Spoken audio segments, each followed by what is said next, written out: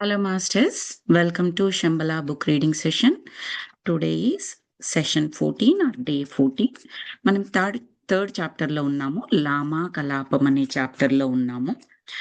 ఇక్కడ మన మాస్టర్ శార్వరి గారు ఇక్కడికి టిబెట్కి వచ్చారు కదా. టిబెట్కి వచ్చింది దేనికి? లామాలను కలవడానికి వచ్చారు.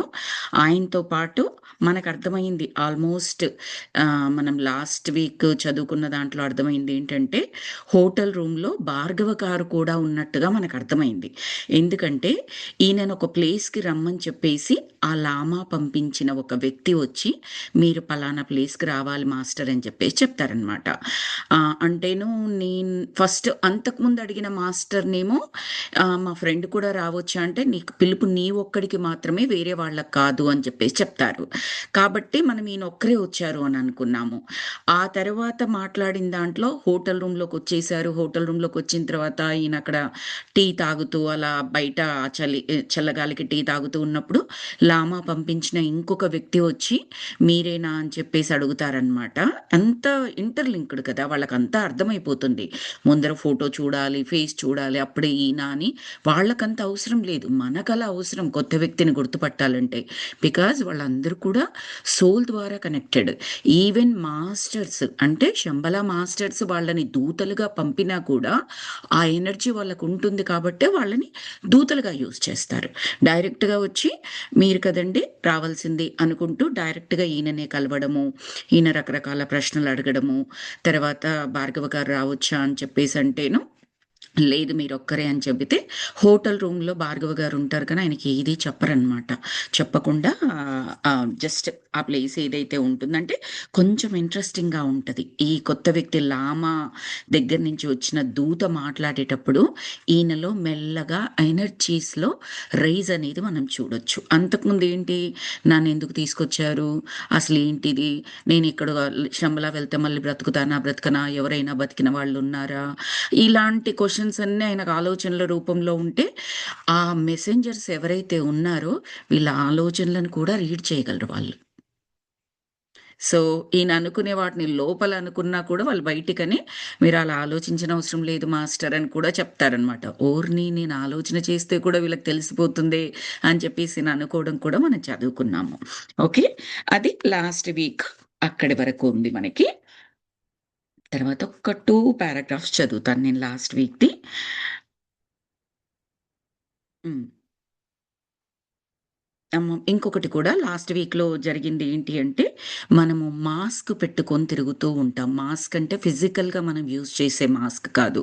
మనందరికీ కూడా ఈ సమాజంలో తిరిగేటప్పుడు ఈ ఒంటిని కప్పుకోవడానికి ఎలాగైతే బట్టల్ని వాడుతామో ఒక మాస్క్ లాగా, మనల్ని మనము పూర్తిగా ఎక్కడా కూడా చూపించము. అంటే మనలోని క్యారెక్టర్ నేను చెప్పేది. అది కూడా ఒక మాస్క్ లాగా పర్సన్ టు పర్సన్ మన బిహేవియర్, మన మాట, మన ఆలోచన విధానం చాలా చేంజ్ ఉంటుంది. Person to person. ఇంట్లో ఇంట్లో మన ఫ్యామిలీ మెంబర్స్ ఉన్నప్పుడు ఒకలాగా ఉండవచ్చు మనము. ఫ్యామిలీ మెంబర్స్ లేనప్పుడు మనం ఒక్కరమే ఉన్నప్పుడు ఒకలాగా ఉండవచ్చు. ఒక్కరం ఉన్నప్పుడు కూడా మాస్క్‌తో ఉంటామా? వితౌట్ మాస్క్ ఉంటామా? అంటే మన గురించి మనకు పూర్తిగా తెలుస్తుందా అంటే చాలా డౌటే అది. మన గురించి మనకు పూర్తిగా తెలిసిందంటే ఆధ్యాత్మికతలో చాలా మెట్లు ముందుకు వచ్చినట్టు, పైకి ఎదిగినట్టే అది. అది కూడా మనకు తెలియదు కరెక్ట్‌గా చెప్పాలి అంటే. అంటే ఆల్మోస్ట్ మనం ఎప్పుడు మాస్క్‌తోనే ఉంటాము. ఈ ధ్యానం ద్వారా, జ్ఞానం తీసుకోవడం ద్వారా మనం చేసేదేంటంటే ఆ మాస్క్‌ని, ఆ కవర్స్‌ని, ఆ గోడలని బద్దలు కొడుతూ ఉన్నాము. తీసేస్తూ ఉన్నాము. ఒక్కొక్క లేయర్ తీస్తూ ఉంటే ఆ లోపల ఉన్న ఆత్మ, అదే కదా ఆధ్యాత్మికత, దానికి దగ్గరవుతూ ఉంటాం. అదే మనం చెప్పాలి అంటే ఆత్మ అభివృద్ధి. ఒక్కొక్క మెట్టు పైకి ఎదగడం. ఎలా పైకి ఎదుగుతాము? ఈ లేయర్‌లని ఒక్కొక్కటి తీసుకొని ఒక్కొక్క లేయర్ తీసేస్తూ ఉంటే ఉల్లిగడ్డ మీద పొరలుంటాయి కదండీ! ఆహ్, ఆ స్కిన్ తీసేస్తాం. ఆ లైటర్ స్కిన్ ఏదైతే ఉంటుందో లైటర్ స్కిన్ తీసేసినప్పుడే కదా లోపటదొస్తుంది. అవన్నీ తీసేయడం. అలాగే మన లోపల చాలా పొరలుంటాయి. ఆ పొరలన్నిటిని తీసుకొని వెళ్ళడము అంటే ఆత్మ అభివృద్ధి వైపు ప్రయాణం చేయడం, ఆత్మాభివృద్ధి అని చెప్పొచ్చు. ఆధ్యాత్మికతకు మోర్ అండ్ మోర్ దగ్గరగా చేరువైనట్టు, మోక్షానికి దగ్గరగా చేరువైనట్టు మనం ఎలాగంటే అలాగా. అది ఫైనల్ స్టెప్స్ అనమాట. సో అందుకొరకన ఏం చేస్తారంటే ఆ మెసెంజర్, నాట్ మెసెంజర్, లామా దగ్గరికి వచ్చిన తర్వాత క్లోత్స్ కూడా ఈయనని విప్పమని అడుగుతారనమాట. Not for anything.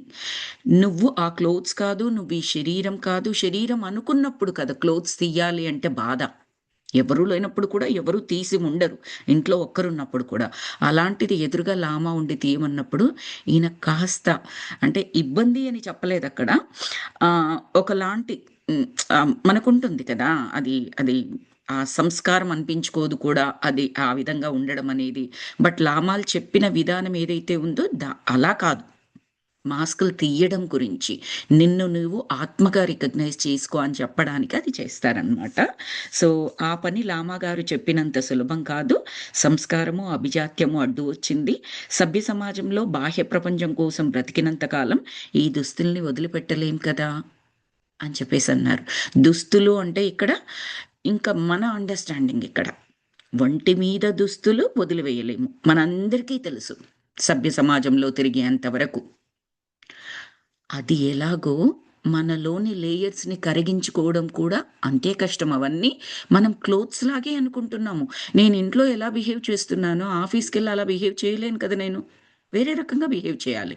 నా మాటలు చేంజ్ ఉంటుంది, నా డ్రెస్సింగ్ చేంజ్ ఉంటుంది, నా కోపం వస్తే బిహేవ్ చేసే విధానం చేంజ్ ఉంటుంది. నా ఫ్యామిలీలో ఒకలాగా ఉంటాను, బయటికి వెళ్ళినప్పుడు ఒకలాగా. అదే ఒక క్లోజ్ ఫ్రెండ్ దగ్గరికి వెళ్ళాను, ఇంకొకలాగా ఉంటుంది. ఒక అసోసియేషన్లో కొంతమంది పీపుల్ని కలుస్తూ ఉన్నాను, ఒక గ్రూప్ ఆఫ్ పీపుల్తో, అప్పుడు ఇంకొకలాగా ఉంటాను. అదే నేను. ఈ లేయర్స్ అన్నీ కూడా అవసరమే కదా, లేదా వీటిని వదిలిపెట్టలేం కదా అని కూడా మనం అనుకోవచ్చు. ఇప్పుడు మనందరము కూడా ఇంచుమించుగా అలాంటి స్టేజ్లోనే, ఎందుకంటే ఇంకా లేయర్స్ ఉన్నాయి మనకి ఆ లోపల, వాటిని వదిలించుకోవాలి. ఏంటి ఇది ఇంతే నార్మల్, ఇంకా నలుగురిలోకి వెళ్ళినప్పుడు తప్పదు కదండి, ఏమీ లేదు. తప్పదు అనేది ఏమీ లేదు. అది మనలో ఉంది ఒక లేయర్. రమణ మహర్షి గారే మనకు బెస్ట్ ఎగ్జాంపుల్. లక్షల మంది స్వదేశంలో నుంచి కాదు, విదేశీయులు కూడా వచ్చారు. గోచిగుడ్డ మాత్రమే ఉంది. అయ్యో విదేశీయులు వస్తున్నారు మాస్టర్, మీరు కనీసం ప్యాంట్ షర్ట్ వేసుకోవాలి, సూట్ వేసుకోవాలి, బూట్ వేసుకోవాలని ఎవరు ఆయనకు చెప్పలేదు. ఆయన ఎక్కడ కూడా అలాంటివి చేసిన దాఖలాలు లేవు. ఎవరు వచ్చినా అదే విధంగా ఉన్నారు ఆయన. అది ఎలాగో మనము మన గురించి తెలుసుకున్నట్లయితే ఈ లేయర్స్ లేకుండా మన క్యారెక్టరు, మనతో మనము, మన ఫ్యామిలీతో మనము, మన సమాజంలో మనము ఒకేలాగా బిహేవ్ చేయవచ్చు. ఏ రంగు పులుముకోనక్కర్లే. మరప్పుడు మనకు విలువ ఉంటుందా? అలాగే ఉన్నప్పుడు అంటే 100% విలువ వెతుక్కొని మన దగ్గరికి వస్తుంది. ఇంకొక ఎగ్జాంపుల్ కూడా ఇవ్వగలను. చాగంటి గారు. ఆయన ఏమి మారుస్తారండి ఆయన వేషధారణ, ఆయన మాట్లాడే విధానం. ఎవ్వరి దగ్గరికొచ్చినా అదే ప్రవచనాలు, అదే విధానము, అదే విధంగా చెబుతారు. కాకపోతే వారికి తగ్గట్టుగా, చిన్నపిల్లలుంటే చిన్నపిల్లలకు తగ్గట్టుగా చెప్తారేమో వాళ్ళకి అర్థమయ్యే లాంగ్వేజ్‌లో. బట్ ఆయన ప్రవచనాలలో ఏదైనా మార్పు ఉంటుందా? నథింగ్. ఈవెన్ అమెరికాకొచ్చినా ఆయన అలాగే మాట్లాడతారు, అలాగే ఉంటారు. ఏమాత్రం చేంజ్ ఉండదు. మనం చాలామంది సన్యాసులను చూస్తూ ఉంటాము. అలాగే మన ఇస్కాన్ టెంపుల్ వాళ్ళు కృష్ణ ప్రచారం చేస్తారు కదండీ! వాళ్ళు పిలక పెట్టుకొని, బొట్టు పెట్టుకొని, వాళ్ళు అబ్రాడ్ ఇవి కూడా తిరుగుతూ ఉంటారు. వాళ్ళెక్కడైనా మారుతూ ఉంటారా? ఏమీ మారరు. సో వాళ్ళని వాళ్ళు తెలుసుకున్నారు కాబట్టి వాళ్ళు ఎప్పుడూ ఏ రంగులు, ఏ కలర్స్, ఏ కవర్స్ అవి వేసుకోవాల్సిన అవసరం లేదనమాట. వాటి గురించి అని మనం ఎక్స్‌ట్రాగా ఇక్కడ అర్థం చేసుకోవచ్చు. ఎక్స్‌ట్రా ఇన్ ద సెన్స్ కాస్త డీప్‌గా వెళ్తే మనకు ఆ అర్థం తీసుకోవచ్చు. తర్వాత ఈయనేమంటున్నారంటే ప్రయత్నించాను. ఎట్లా? నన్ను శూన్యం చేసుకోగలిగాను. ఇదంతా దేనికంటే శూన్యం చేసుకోవడానికనమాట. నన్ను శూన్యం చేసుకోగలిగాను. కళ్ళు పళ్ళు బిగపట్టి, మనసుకు కళ్ళెం వేసి, ఆలోచనలని బలవంతంగా బంధించాను. ఇప్పుడు నా అందం, నా పర్సనాలిటీ, నా వయస్సు, నా సెక్స్ అంటే అర్థం ఏంటంటే జెండర్. ఆడనా మొగనా అన్నట్టుగా ఏవీ తెలియడం లేదు. భౌతికంగా లయించిపోయిన నాకు సమాజంతో పని లేదు. భౌతికంగా లయించిపోవడము అంటే భౌతిక శరీరం నేను కాదు అని ఇప్పుడు ధ్యానంలో ఉన్నాడు ఆయన. ఆ భౌతిక శరీరం నేను కాదు, లయించిపోయింది.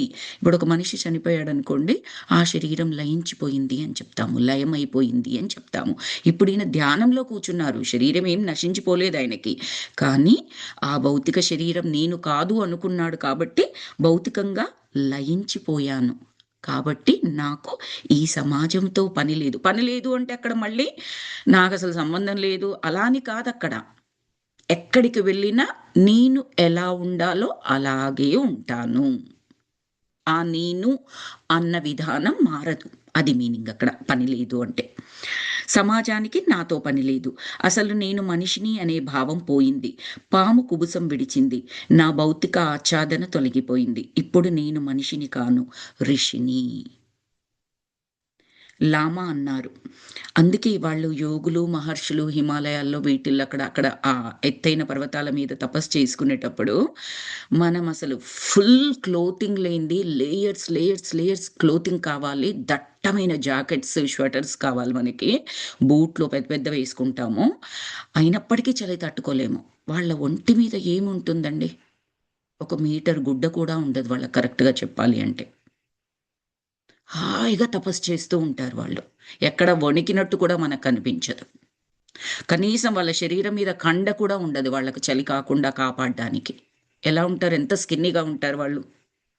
ఎందుకు అంటే శరీరంతో వాళ్ళని వాళ్ళు రికగ్నైజ్ చేసుకోరు, ఐడెంటిఫై చేసుకోరు.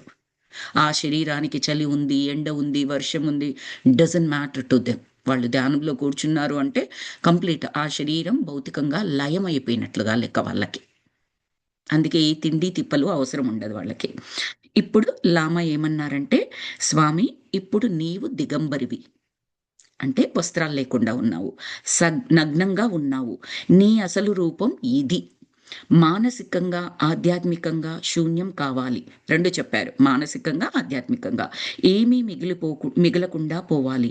అది శూన్యం అంటే. అది చైతన్యం అంటే. చైతన్యం ఒక్కటే మిగలాలి.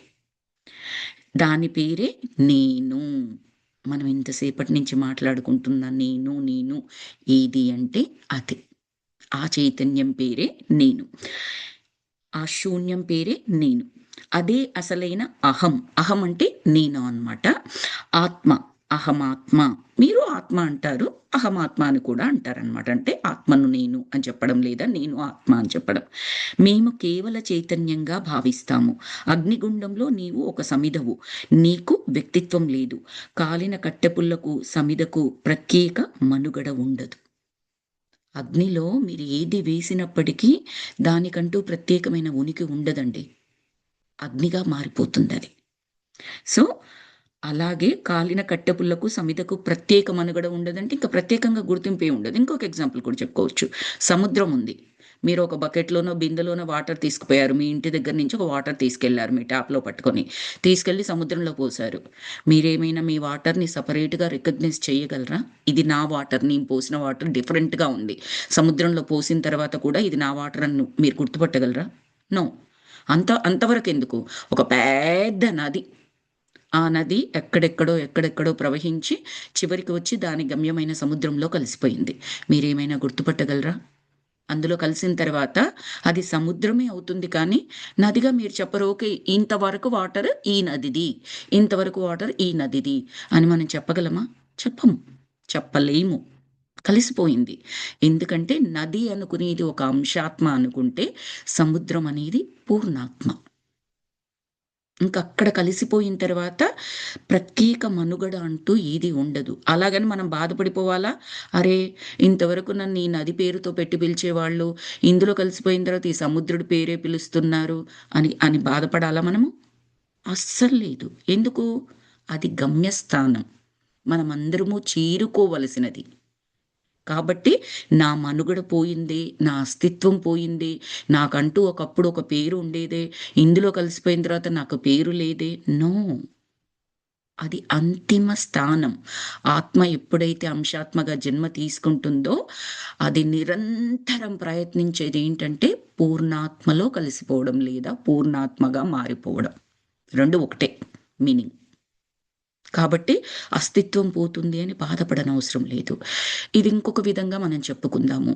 మనం ఇప్పుడు మామూలుగా భౌతిక జీవితం గడుపుతూ ఉంటాము. ఏంటో మన పార్టీలు, మన చీరలు, మన డ్రెస్‌లు, మన ఫుడ్ విధానము, రకరకాలుగా తిరుగుతూ ఉంటాము. సినిమాలు, షికార్లు అనుకుంటూ సో కాల్డ్ భౌతిక జీవన విధానం సమాజంలో ఎలా ఉందో అలా వెళ్తూ ఉంటాము.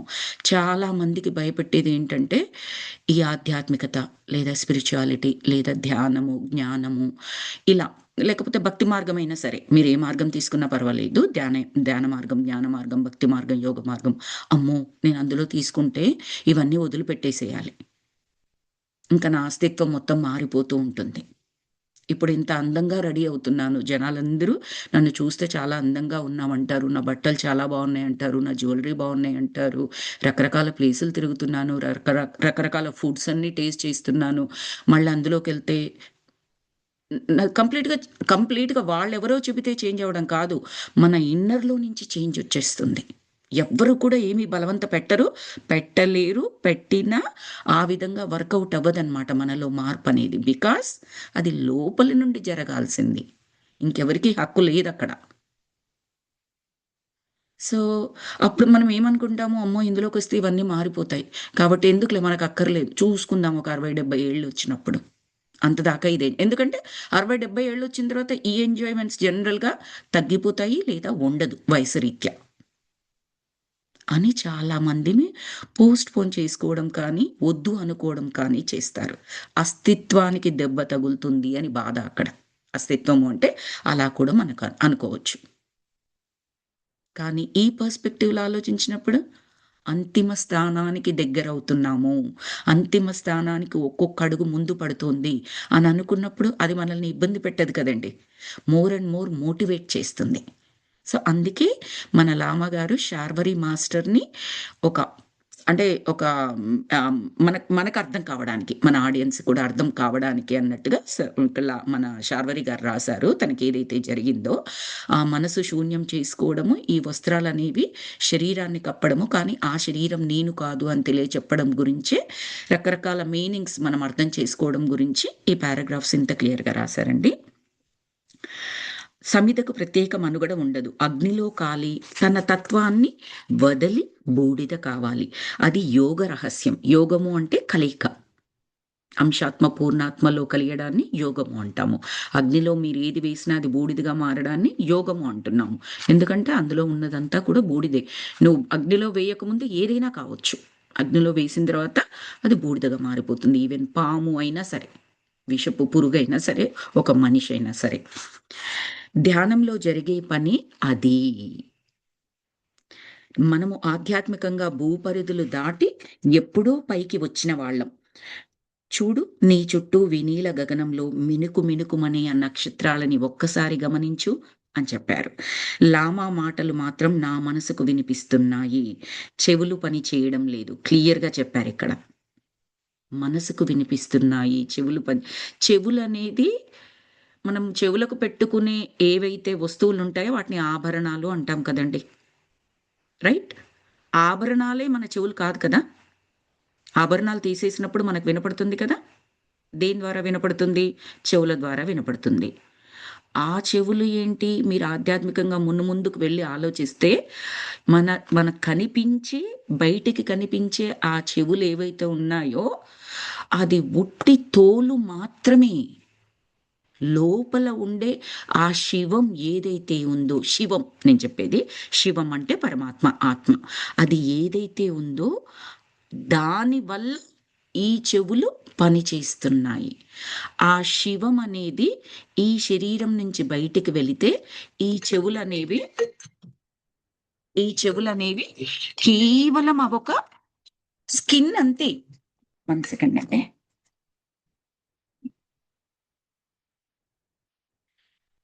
ఆ శివం అనేది బయటికెళ్ళిపోయిందనుకోండి, అదొక స్కిన్ అంతే. There is no use at all.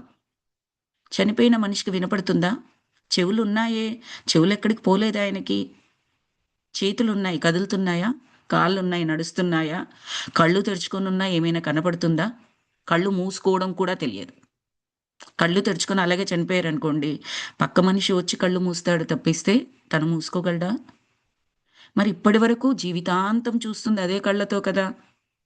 మనకు తెలియకుండానే కళ్ళని కొన్ని లక్షల సార్లు తెరుస్తాము, మూస్తాం కదా! ఒక రోజులో కొన్ని వేల సార్లు తెరిచి మూస్తూ ఉంటాం కదా! అంత అప్రయత్నంగా జరిగిపోయిన, ఈజీగా జరిగిపోయింది.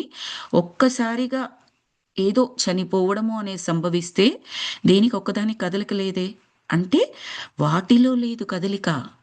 మూలం అనేది లోపల ఇంకొక దగ్గర ఉంది. అది వెళ్ళిపోయినప్పుడు ఏదీ పని చెయ్యదు. సో, అది చెప్పడం అన్నమాట ఇక్కడ. నా చెవులు పని చేయడం లేదు. మనసు వినిపిస్తోంది. అసలు ఇంద్రియాలు ఉంటే గదా పని చేయడము. నేనే లేనప్పుడు నా ఇంద్రియాలు పని చేయడమేమిటి? నాకు మాటలు వినపడుతున్నాయి. లామా కనపడటం లేదు. మరి మాట్లాడేది ఎవరు? వినేది ఎవరు? చిత్రంగా ఉంది. ట్రాన్స్‌మిషన్ అంతా అప్రయత్నంగా, అలవోకగా చైతన్య సాగరంలోకి జారిపోతున్నాను. మునిగిపోతున్నాను. మునిగిపోయాను. ప్రతి వర్డ్ జాగ్రత్తగా వినండి మాస్టర్స్. చైతన్య సాగరంలోకి. సాగరము అంటే సముద్రము. ఆ చైతన్య సముద్రం పేరే పూర్ణాత్మ. మన దగ్గర మనకొక్కరికి మాట్లాడుకున్నప్పుడు అది ఒక అంశాత్మ. ఆ పూర్ణాత్మలో కలిసిపోతున్నాడాయన. మనసు రీత్యా. అంటే ధ్యానంలో ఉన్నారు కదా! సో, లామా గారి మనస్సు నన్ను శాసిస్తోందా? వారి సంకల్పం నాపై పనిచేస్తోందా? నా భావనే లామా గారి భావనగా మారిందా? లామా అంటున్నారా? నేను వింటున్నానా? ఇవన్నీ లోపల మనసు. తర్వాత మనం ఇప్పుడు కాలరహిత భూమికపైకి చేరుకున్నాము. కాలరహిత. కాలమనేదేమీ లేదక్కడింక. నథింగ్. మనకుంటుంది కాలము. ఆ పైన ఉండే ఆ కాంతి స్వరూపాలకి ఏ కాలము ఉండదు. కాలమనేది ఉండదు. సో, కాలరహిత భూమికపైకి చేరుకున్నాము. ఇక్కడ అంతా వర్తమానమే. అంటే అంతా ప్రస్తుతమే. అప్రస్తుతము అనేది ఏదీ లేదు. గతం అనేది ఉండదు. భవిష్యత్తు అనేది ఉండదు. ఇది నిజానికి స్థితి కాని స్థితి. పరిస్థితి. అనిశ్చిత స్థితి. అది మన పట్ల కూడా నిజమే. కానీ మనం ఇంకా ఆ పొరలను విప్పుకోలేదు కాబట్టి, ఆ పొరలతోనే ఉన్నాం కాబట్టి, నిన్న అనేది ఒక పొర మనకి. రేపు అనేది ఇంకొక పొర. ఈరోజు అనేది ఇంకొక పొర. కానీ ఉన్నదక్కడ ఒకటే. ఈరోజు, ఈ క్షణం మాత్రమే. అది మాత్రమే ఉన్నది. ఆ క్షణంలో ఏ ఒక్క చైతన్యమైనా దానికి కలిగేది సంతోషమే అయ్యుండాలి తప్పిస్తే, బాధగా ఉండడానికి వీల్లేదు. కారణం ఏమిటి అంటే, మీరు గమనించుకోండి ఎంత పెద్ద ప్రాబ్లమ్స్‌లో ఉన్న వాళ్ళైనా గమనించుకోండి. సివియర్ ప్రాబ్లమ్‌లో ఉన్న వాళ్ళైనా గమనించుకోండి. మనం ఎప్పుడూ కూడా ఆ క్షణం కొరకు ఏడవము. నిన్న ఏం జరిగింది? లేదా ముందు క్షణంలో ఏం జరిగింది? లేదా నెక్స్ట్ క్షణం రేపు ఏం జరగబోతుంది? అన్న దాని గురించే మన భయమంతా. ఆ క్షణం గురించి బాధపడే అవసరం ఈ ప్రకృతిలో దేనికి ఉండదు. కానీ మనము 2 లేయర్‌లు ఎక్స్‌ట్రాగా పెట్టుకున్నాం. నిన్న, రేపు అని పెట్టుకున్నాము కాబట్టి ఆ బాధ కలుగుతోంది. అవి 2 తీసేసి ప్రస్తుత క్షణంలో ఉన్నట్లయితే మిగిలేది కేవలం ఆనందం. దాని పేరే ఆధ్యాత్మిక ఆనందము అంటారు. అంటే ఆత్మగా ఆనందించడము అనమాట. రమించడము అనే పదం కూడా వాడతారు. మన రమణ మహర్షి లాంటి వాళ్ళు ఆత్మగానే తనని తాను చూసుకున్నారు కాబట్టి ఏ బాధ లేదు. ఆయనకి సర్జరీ చేస్తున్నప్పుడు కత్తి పెట్టి కోస్తున్నా కూడా అనస్థీషియా తీసుకోలేదు. పెయిను అని చెప్పలేదాయన. పోనీ ఆయనకన్ని మహిమలున్నాయి కదా! మనకలాంటి ఆలోచనలు కూడా వస్తాయి. ఇన్ని మహిమలున్నాయి. ఓం, బూమ్, బుస్ అనగానే ఆ పెయినంతా పోకూడదా? అదేదో ప్రాబ్లమ్ ఉంది కదా ఆయనకి. సర్కోమా వ్యాధి అనేది. ఆయనకెంత సంకల్ప మాత్రం చేత ఆ వ్యాధిని పోగొట్టుకోవచ్చాయన. మనమే ధ్యానంలోకొచ్చి మన స్పిరిచ్యువల్ టాబ్లెట్స్‌లో ఎన్నో కేసెస్ విన్నాం మనము. క్యాన్సర్ నయం చేసుకున్నవారు, టీబీ నయం చేసుకున్నవారు, తర్వాత ఇదేంటి మన థైరాయిడు, బీపీ, షుగరు ఇలాంటి పెద్ద పెద్ద రోగాలు, ఇబ్బందికరమైన రోగాలు ఉన్నయి కూడా నయం చేసుకున్న వాళ్ళే మనం విన్నాం. రమణ మహర్షికి అంత కూడా అవసరం లేదు. ఏ టాబ్లెట్స్ స్పిరిచ్యువల్ టాబ్లెట్స్ అన్నాను నేను. సో, అలాంటిది కూడా అవసరం లేదే. సంకల్పం మాత్రం చేత ఆయన చేయగలరే! మరెందుకు చేసుకోలేకపోయారు? అదొక శరీరం అని నమ్మితే కదండీ! ఆయన దానికో వ్యాధుంది. దాన్ని నేను నయం చేయాలి, లేకపోతే నాకు బాధేస్తుంది అని అనుకోవడానికక్కడ. రికగ్నైజే చెయ్యట్లేదు శరీరాన్నాయన. ఆ ఆత్మ ఉండడానికి ఉండే ఒక గూడు మాత్రమే. పోనీ దాన్ని కేర్ తీసుకోకూడదా? దాన్ని పట్టించుకోకూడదా అంటే, ఖచ్చితంగా ఆత్మ అందులో ఉన్నంత వరకే అభివృద్ధి అనేది సాధ్యమవుతుంది కాబట్టి, శరీర పోషణకు ఏదైతే అవసరమో అది ఖచ్చితంగా చేయాల్సిందే. దాన్ని చంపకూడదు. అంటే తిండి పెట్టకుండా దానికి అవసరం ఉన్నది ఏదైతే ఉందో, ఆ అవసరం తీర్చకుండా ఉండకూడదు. మరి మహర్షులు, యోగులు వాళ్ళందరూ ఒక పూట తింటారు. పండో, ఫలమో ఏది దొరికితే అది తింటారు. కొంతమంది రోజుల బడి తినకుండా కూడా ఉంటారు కదా! తాగకుండా, వాటర్ తాగకుండా ఉంటారు కదా! మరి వారు కేర్ తీసుకోవడం లేదు కదా! అని మనకు క్వెషనొస్తుంది. నేనేమని చెప్తున్నాను? శరీర పోషణార్థం అవసరమైనంత. వాళ్ళు అవసరాన్ని మించి వెళ్ళిపోయారు. మనం లేమక్కడింకా. మన శరీరానికి 3 పూటల అవసరం ఉంది అంటే 3 పూటలు తినాల్సిందే. లేదు అవసరం. బాగా గుర్తుపెట్టుకోండి. తినాలనిపించడం కాదు. ఏదో డాక్టర్ చెప్పారు, లేదా 3 పూటలు తినమన్నారు, 2 గంటలకొకసారి తినమన్నారు. Nothing like that. మీ శరీరంలోని జీర్ణ వ్యవస్థ మీకు ఆకలి అని చెబుతోందా? అది అవసరం. తిండి లేకుండా మీరు చెయ్యి, కాలు కదల్చలేకపోతున్నారా? శరీరం బలహీనంగా ఉండి అప్పుడు అది అవసరం. ఆ అవసరం ఎంత ఉంది? ఒక్క పూట, 2 పూటలా, 3 పూటలా? అది మన ఏజ్‌ని బట్టి ఉంటుంది. మన ఆధ్యాత్మిక ప్రయాణాన్ని బట్టి ఉంటుంది. అంతవరకు ఇవ్వాల్సిందే వాటికి. అలా మార్చకూడదు. ఆ శరీర పోషణార్థం బికాజ్ లోపల ఉన్న జీవుడికి ఇది ఒక కోవెలలాగా. ఇప్పుడు శరీరాన్ని మనం చులకన చెయ్యట్లేమిక్కడ. కానీ మనని మనము ఆత్మగా గుర్తించుకుంటున్నాము. శరీరంగా గుర్తించుకోవడం లేదు. కాబట్టి ఇక్కడ చిన్న మిస్‌అండర్‌స్టాండింగ్ ఉంటుంది. దీనికి తిండి పెడితే ఏంటి? పెట్టకపోతే ఏంటి? దీన్ని పట్టించుకోకపోతే ఏంటి? స్నానం చేస్తే ఏంటి? ఇంకా ఆ లెవెల్‌కి మనం రాలే. అదంతా ఒల్లు బద్ధకంలాగా అంతే తప్పిస్తే, ఆ యోగులు చేసే విధానానికి, మనం ఇలా అనుకునే విధానానికి చాలా తేడా ఉంటది. మనం స్నానం చేయాల్సిందే, ఫ్రెష్‌గా ఉండాల్సిందే, తిండి ఎంత అవసరమో అంత తినాల్సిందే. లేకపోతే పక్కనున్న వ్యక్తి బతకలేడు మన దగ్గర నుంచొచ్చే దుర్గంధానికి. మరి వాళ్ళు నెల రోజులు, సంవత్సరాలు వాళ్ళు స్నానాలు చేయకపోయిన యోగుల దగ్గర చక్కటి విభూది స్మెల్ చాలా మంచి స్మెల్, చందనపు స్మెల్లొస్తది అని చెప్తారు వాళ్ళ దగ్గర. చాలామందికి ధ్యానంలో కూర్చున్నప్పుడు నాకేంటో ఇలా ఈ స్మెల్లొచ్చిందండి చక్కటి స్మెల్ అంటారు. ఏంటంటే ఫర్ దట్ పర్టిక్యులర్ మూమెంట్ ఆ క్షణానికి మీరు మన చుట్టుపక్కల ఉన్న కాంతి శరీరాలు ఉంటారు. వాళ్ళకి శరీరాలు ఉండవు కదా! వాళ్ళని మనము ఫీల్ అయ్యాము అని అర్థం. ఆ వాసన మనకు తెలిసింది. ఆ పర్టిక్యులర్ క్షణం. అంటే ఆ క్షణంలో మన ఎనర్జీ అంతవరకు రైజ్ అయ్యింది. కాబట్టి ఆ స్మెల్‌ని మనం గమనించాం. ఏదో చందనపు వాసనొచ్చింది నాకిక్కడ. సో, అది మాస్టర్స్ ప్రతి పదాన్ని జాగ్రత్తగా వినండి. చైతన్య సాగరంలోకి జారిపోతున్నాను, మునిగిపోతున్నాను, మునిగిపోయాను. తర్వాత లామా అంటున్నట్లా, నేను వింటున్నట్లా అని చెప్పారు. తర్వాత కాలరహిత భూమిపైకి చేరుకున్నాము. అకస్మాత్తుగా నేను, నా భావన అని సైతం లయించిపోయింది. అది కూడా పోయిందట. అది శూన్యం కావడమే కాదు, ఉన్నదైతే శూన్యమవుతుంది. అసలు ఉంటే కదా! ఉంటే అది శూన్యం కావాలి. మనం ఉన్నది అనుకుంటున్నాము కాబట్టే శూన్యము అన్న పదం గురించి మాట్లాడుతున్నాము. ఉన్నదే అనేది మనం నమ్మకపోతే శూన్యం కావాల్సింది ఏముందటక్కడ? లేయర్సే లేవు. ఇంక నేను లేయర్స్ తీయండి అన్నప్పుడు మీకు తీయడానికి ఏముంటుంది? జాగ్రత్తగా అర్థం చేసుకోండి మాస్టర్స్. అది ఆధ్యాత్మికత వింటూ ఉన్నప్పుడు చాలా అంటే చెప్పడం కూడా కొద్దిగా కష్టంగా ఉంటది. బట్ మనందరికీ అర్థమవుతుందనే నేను అనుకుంటున్నాను. సో, అది ఎక్కడి వరకొచ్చారంటే మన శార్వరి మాస్టర్, నేను నా భావన అనే సైతం లయించిపోయింది. అది శూన్యం కావడం కాదు. ఏవైనా ఉంటే శూన్యమవుతుంది. అసలు ఏమీ లేనిది శూన్యం కావడం ఏంటి? ఇప్పుడు మనం అందరము మాట్లాడుతూ ఉంటారు. ఇంట్లో దొంగలు పడితే అనంటే, నా ఇంట్లో ఏదైనా ఉంటే కదా వాడు దోచుకెళ్ళడానికి అని చెప్పేసి అంటూ ఉంటారు చూడండి. ఆ టైప్‌లో. అసలేమైనా ఉంటే కదా అక్కడ శూన్యం అవ్వడానికి. అంటే ఇంకా మూలాల్లోకి వెళ్తున్నారు మాస్టర్. శూన్యం కావడం అంటే లయించడం. కాలం స్తంభించింది. అసలు కాలం ఎక్కడ కదిలింది? స్తంభించడానికి కదిలితే కదా! కాలం అనేది ఒకటి ఉంటే కదా అసలు ఫస్ట్ ఆఫ్ ఆల్. సో కాలం ఎక్కడ కదిలింది? స్తంభించడానికి కాలం అనేది ఉంటే కదా! కాలమే లేదు. నాతో పాటు, నా అస్తిత్వంతో పాటు కాలం కూడా లయించింది.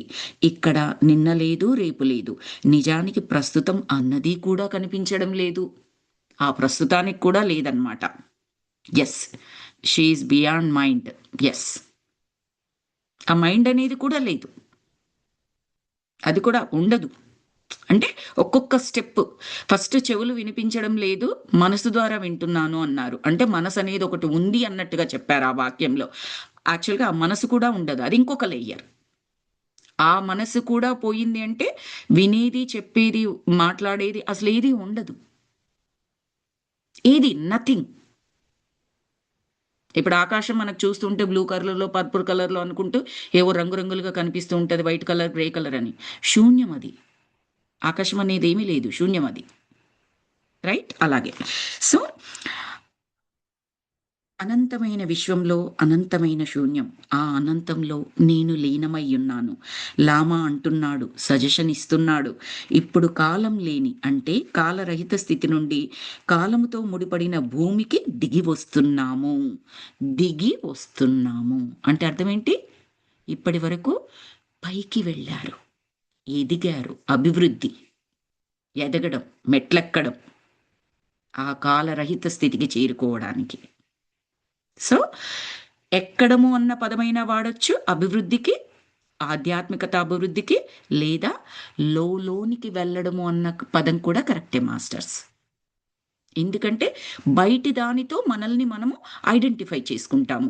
ఒక్కొక్క లేయర్ తీసుకుంటూ వెళ్ళిపోతే ఆ లోపల ఉన్న శివంతో ఐడెంటిఫై చేసుకుంటాము. అప్పుడేంటది? లోపలికి వెళ్ళడం. మనలోని కవర్స్ అన్నీ తొలగించుకొని లోపలికి వెళ్ళడం. అది కూడా అభివృద్ధి.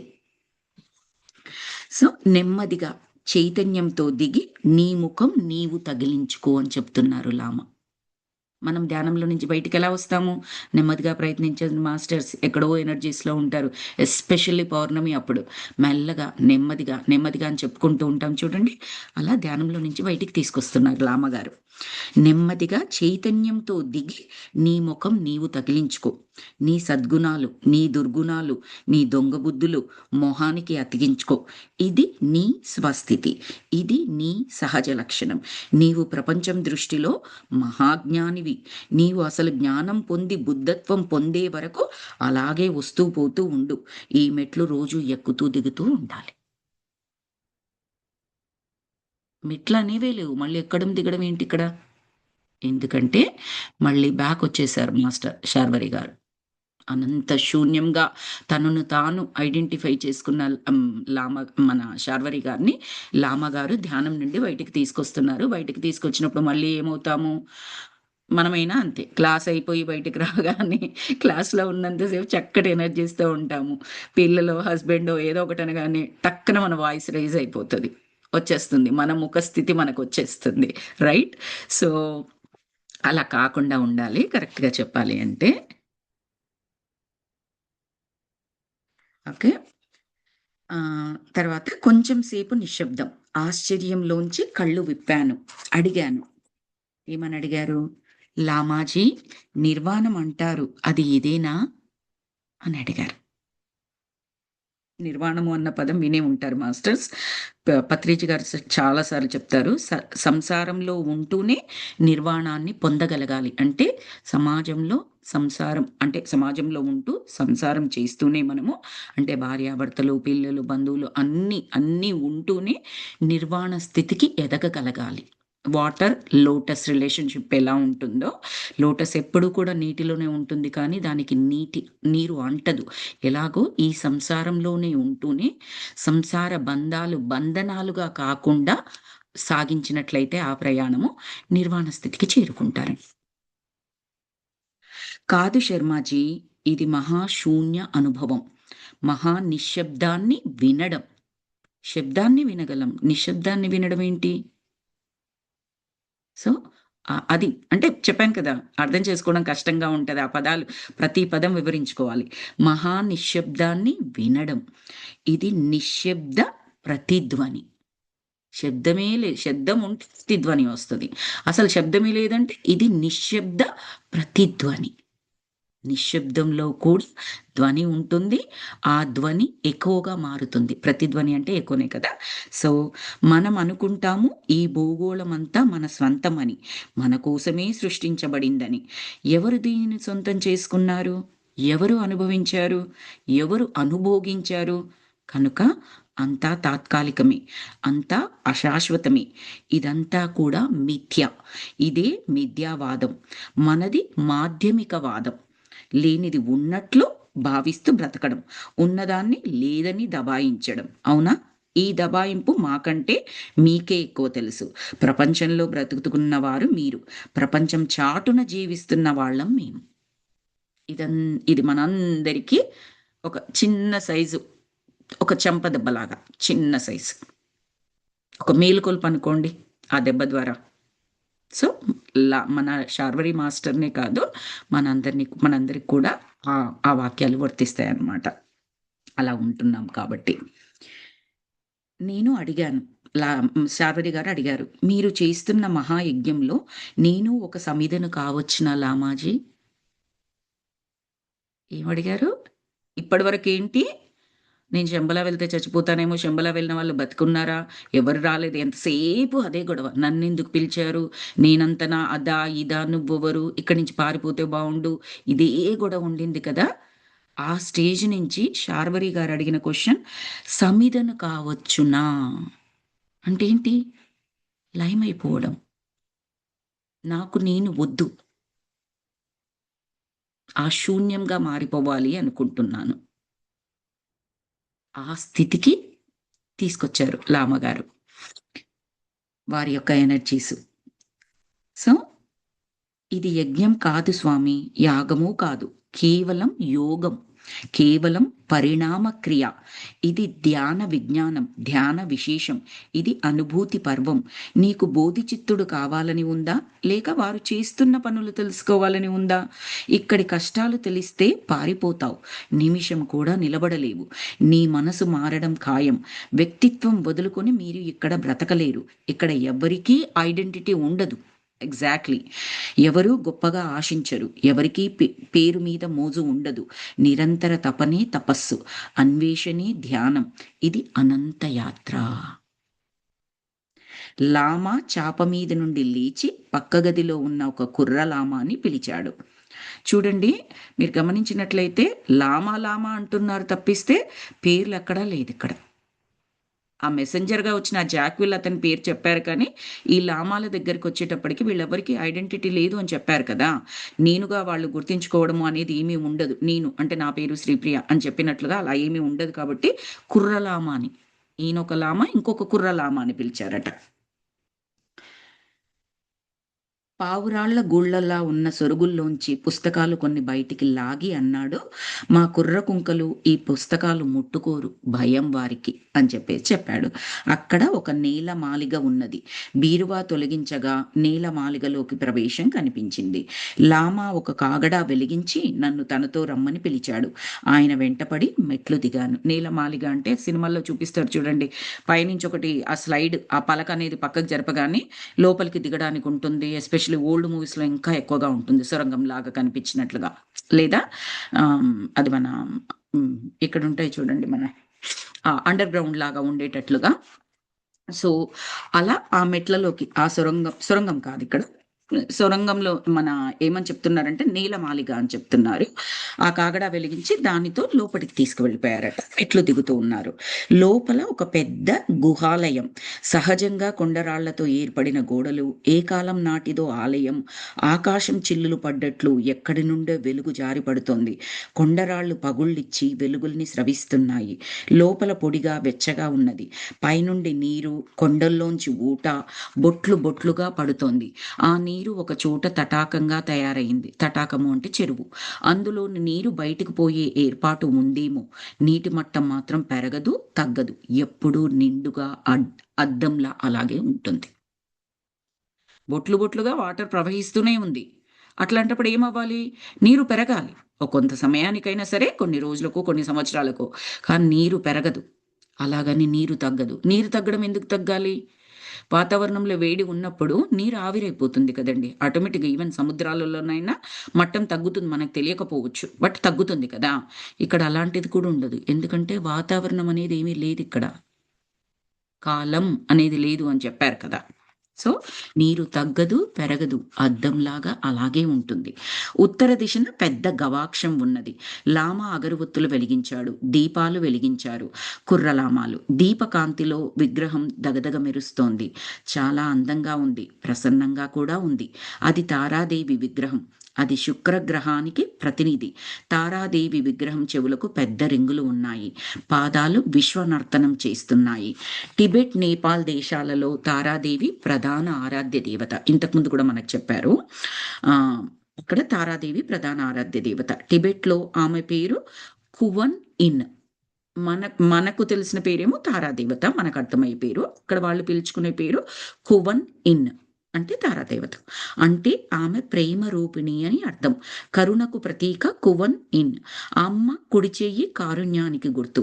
అనుగ్రహ ప్రతీక. ఎడమ చేతి బొటన వేలు, మూడవ వేలు కలిపిన ముద్ర మైత్రికి గుర్తు. అంటే స్నేహానికి, స్నేహశీలతకి ఆలంబన. ఆమె అందరినీ అనుగ్రహిస్తుంది. కొండను తొలిచి అందులో తారాదేవి విగ్రహం ప్రతిష్ఠించారు. అది మరో ప్రపంచం అనిపిస్తోంది. బయట ప్రపంచం మొత్తంగా మర్చిపోతాం మనము. ఆ విగ్రహం ముందు నిలబడితే ఎంతటి నిగ్రహమైన కుప్ప కూలిపోతుంది. ఎంతటి నిగ్రహమైనా మనం నిభాయించుకొని నేను అని చెప్పేసి ఉంటాము చూడండి.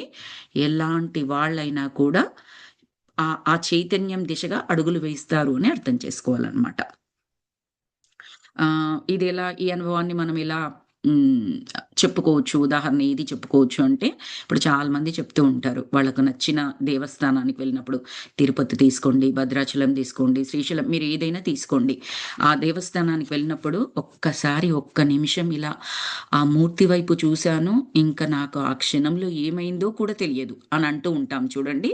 ఆ క్షణంలో ఏంటి అంటే, ఆ చైతన్యంలోకి వెళ్ళిపోయామనమాట మనం. దానికి కనెక్ట్ అయిపోయాం.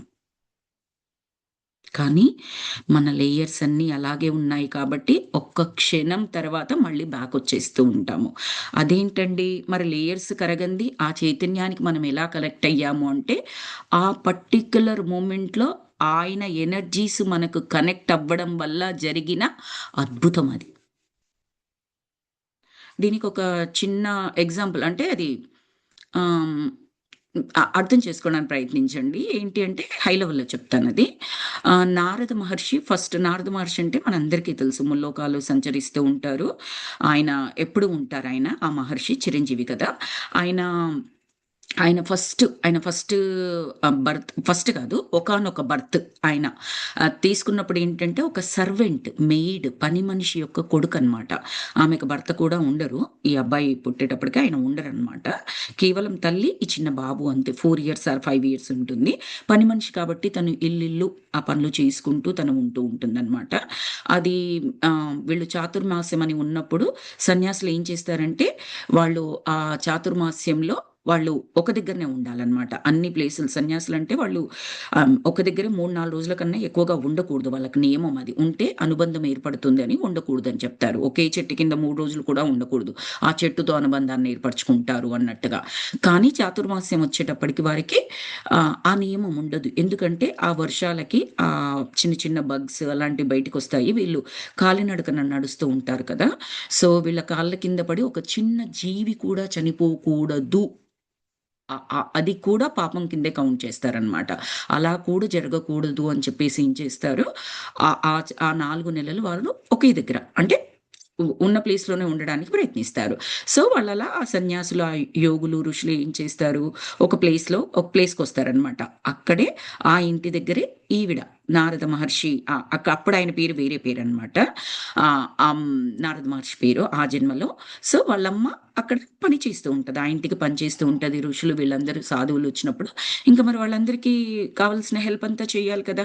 వాళ్ళు భోజనాలు చేసే దగ్గర, భోజనాలు తిన్న తర్వాత వాళ్ళ విస్తరాకులన్నీ తీసేయడము, అవన్నీ కూడా ఆమె చేస్తూ ఉంటది.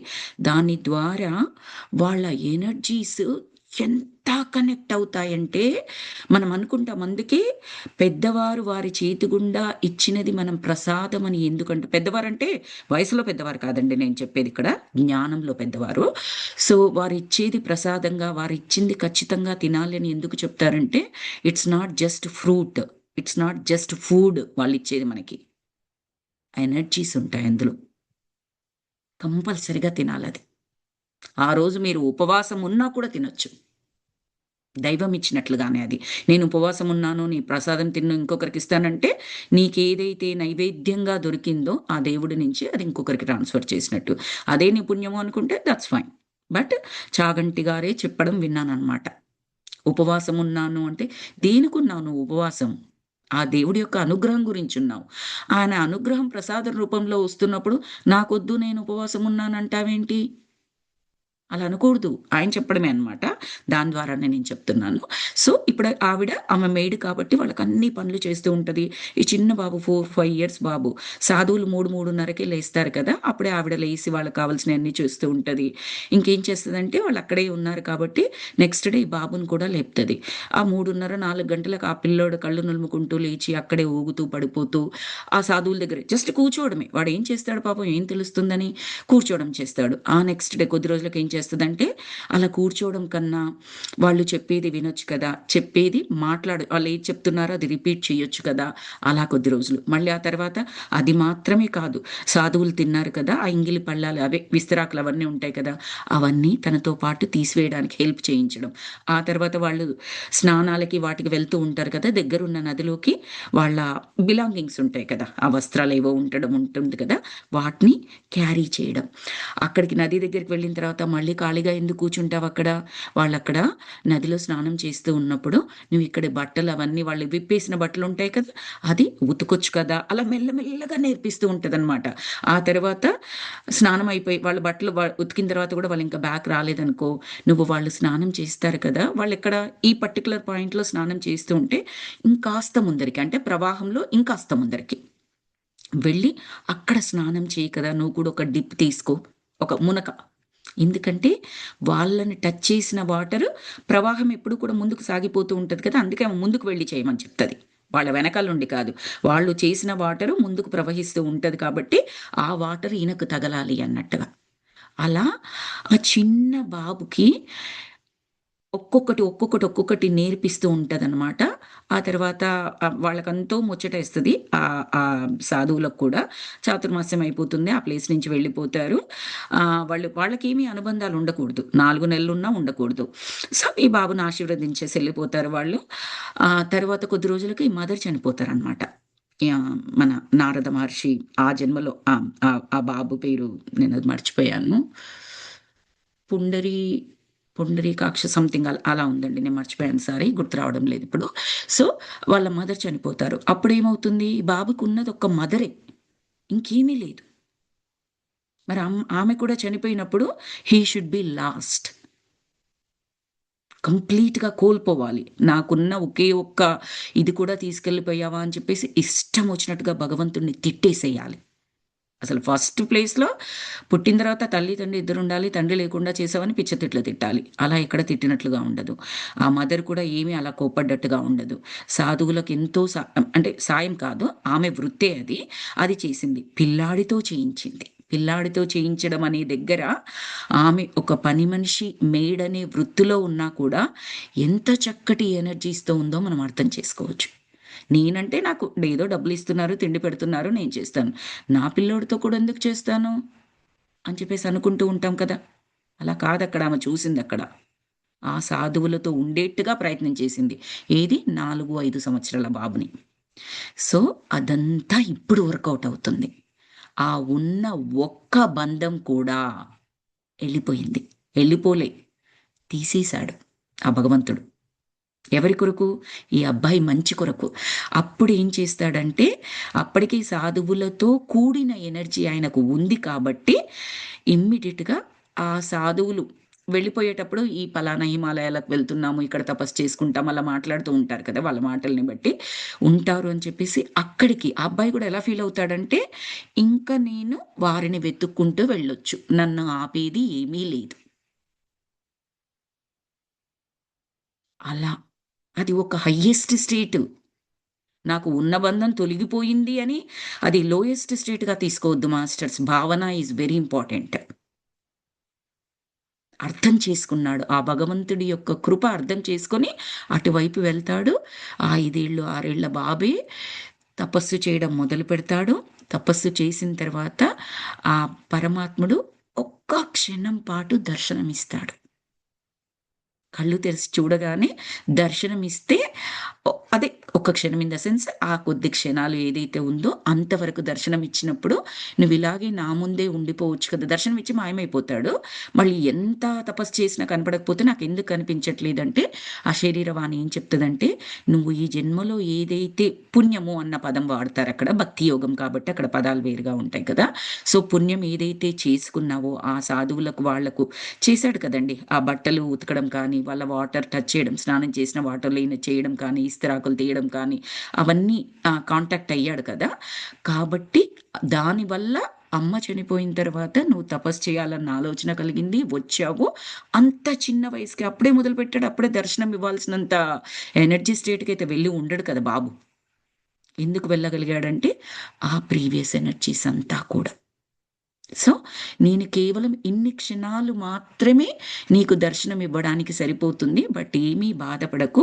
ఈ ఎనర్జీస్ అంతా కూడా నీకు ట్రాన్స్‌ఫర్ అవుతూనే ఉంటాయి. నీ ఆత్మ వేరే వేరే జన్మలు తీసుకుంటూ ఉన్నప్పుడు అని చెప్పేసి చెప్పిన తర్వాత తను ఆ తర్వాత ఫైనల్ స్టేజ్ ఏంటి మనకు తెలుసు నారద మహర్షి. నారద మహర్షి అయిన తర్వాత అసలు ఆయన తపస్సు చేయక్కర్లే. వెంట తిరుగుతూనే ఉంటాడంట విష్ణుమూర్తి నారద మహర్షి వెనకాల. ఎందుకంటే ఈయనెప్పుడు నారాయణ, నారాయణ అంటాడు. ఏంటి స్వామి పిలిచారా?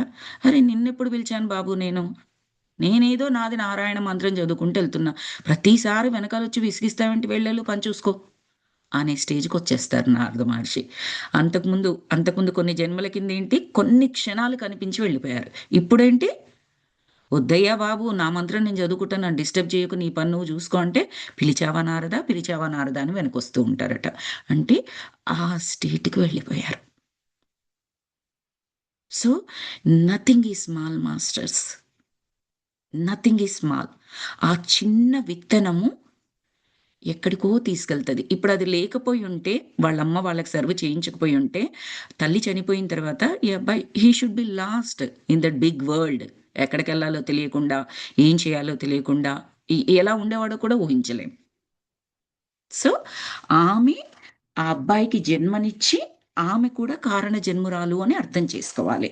కాబట్టి ఇప్పుడు ఆమె కేవలం ఒక మెయిడ్ అని చూసి, చేస్తున్న వృత్తిపరంగా ఆమెకు గౌరవం తక్కువ చేయడము, అలాంటివి ఎప్పుడూ కూడా చేయకూడదు. అంటే సో మెనీ లెసన్స్ అన్నమాట ఆ స్టోరీలో. ఇది మా సత్సంగ్‌లో చాలా సార్లు విన్నాను నేను. ఎవ్రీ సాటర్‌డే మాకు సత్సంగ్ ఉంటదనమాట. చాలా సార్లు విన్నాను. సో, అక్కడి నుంచి చెప్తున్నాను. ఇదెందుకొచ్చింది ఇక్కడ అంటే, కొన్ని క్షణాల పాటే మన శార్వరి మాస్టర్ అనంత శూన్యంలో తనను తాను చూసుకున్నారు. ఇన్ ద సెన్స్ శూన్య స్థితిలోకి వెళ్ళిపోయారు. మళ్ళీ బ్యాకొచ్చేసారు. తీసుకొచ్చేసారు. లామా గారు ధ్యానంలో నుంచి బయటికి తీసుకొచ్చేసారు. అది చెప్పడానికి నాకది స్టోరీ గుర్తొచ్చి చెప్పాను మాస్టర్స్. తర్వాత ఎక్కడున్నాము?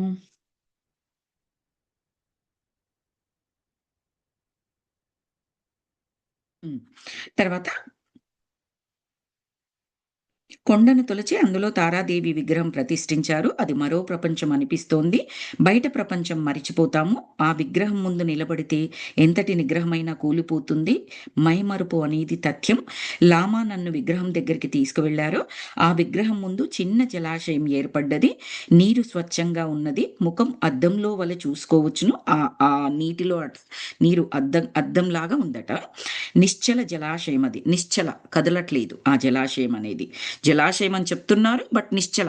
జలాశయం అంటే జనరల్‌గా చలనం ఉంటుంది. కానీ ఇది నిశ్చలమైంది. ఎన్ని వేల సంవత్సరాల నాటిదో ఆ జలాశయమట. ఇవి అమ్మ కన్నీళ్ళు అని చెప్తున్నారు లామ. తారాదేవి యొక్క కన్నీళ్ళట. మనిషి పతనంలోంచి అమ్మ ఏడుస్తోంది.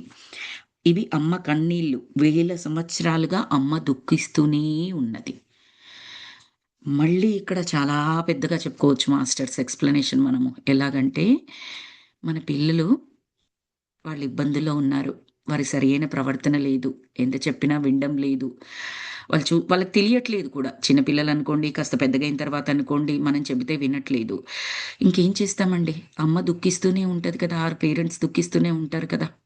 వీడు బాగుపడితే బావుండు, వీడు చదువుకుంటే బావుండు, సెటిల్ అయితే బావుండు, పెళ్ళైతే ఇక రకరకాలు ఏ ప్రాబ్లమ్ అయితే మనం ఫీల్ అవుతున్నామో వాళ్ళ వల్ల, ఆ ప్రాబ్లమ్‌తో అమ్మ దుఃఖిస్తూనే ఉంది వీడి గురించి ఎప్పటినుంచో, చిన్నప్పటి నుంచి. లేదు వాడికి ఏదైనా జబ్బుంది చిన్నప్పటి నుంచి. వాడికన్నా ఎక్కువగా తల్లి దుఃఖిస్తూ ఉంటది. వాడు ఆరోగ్యంగా అవ్వాలి అని చెప్పేసి.